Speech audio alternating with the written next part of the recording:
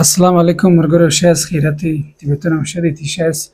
ملګرو، دا سیسټم چې کوم دی ته معلومیږي دا د سنګل وایر دلته وایرینګ سوی دی د سنګل تارغه. فیلحال دا تار ما ځینې ایستلی دی د یو پي ایس څخه. بجلي دا ټایم نشته. زما د ویډیو مقصد د هغې سره د شیر کولو دا دی چې که چیرې سنګل تار وایرینګ سوی او ته کنکشن وکړې او بار بار یو پي ایس هم خراب سوی، نو ته به انتظار ورته کوې چې کوم ټایم بجلي راسي، بیا په دې تار کې به ته ګورې چې په دې کې خو به ریټرن نه وي را روان، یعنې بیک خو به په دې کې بجلي نه وي را روان. اوس ما داسې وکړې چې دا بیټرۍ خو د دې سره ولګولې د دې یو پي ایس سره. زه د بجلي په انتظار یم چې بجلي راسي، بیا زه دا په ټیسټر یا په کیلومیټر باندې وګورم چې په دې کې خو به ریټرن یا بیک نه وي را روان.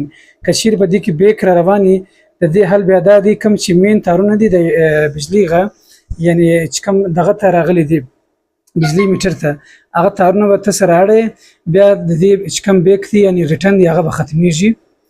که چیرې ستا سره کلیم میټر وي نو ته په کلیم میټر باندې هم کتلی سي، او که چیرې ستا سره کلیم میټر نه وي بیا ته دا په ټیسټر باندې هم کتلی سي. د دې اسان حل دا دی که چیرې په دې کې بجلي روانه وي نو ته د میټر چې کوم مین تارونه میټر ته راغلي دي هغه سره واړوه. فرض که هغه مثال داسې لګېدلی دی، ته بیا هغه ته داسې ورچې، بیا انشاءالله د دې چې کوم ریټرن دی هغه ختمیږي.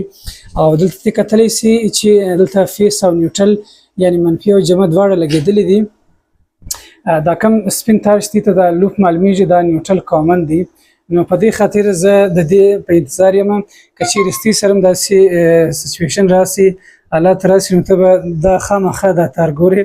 که چیرې دا تار نه وګورې، یعنې د دې خو دا مطلب دی چې بجلي جوړه کړي، انورټر یو پي ایس بجلي جوړوي په دې تار کې راوځي. اوس که په دې تار کې بجلي او ته دا ورولګوې، یعنې د دې څه بجلي راځي په دې تار کې، ته برته په دې کې بجلي ورکړې ودې ته چې ودې انورټر ته تا بجلي برته ورکړه د دې تار د لارې، نو ستا چې کوم انورټر دی هغه خرابېږي، هغه سوځي.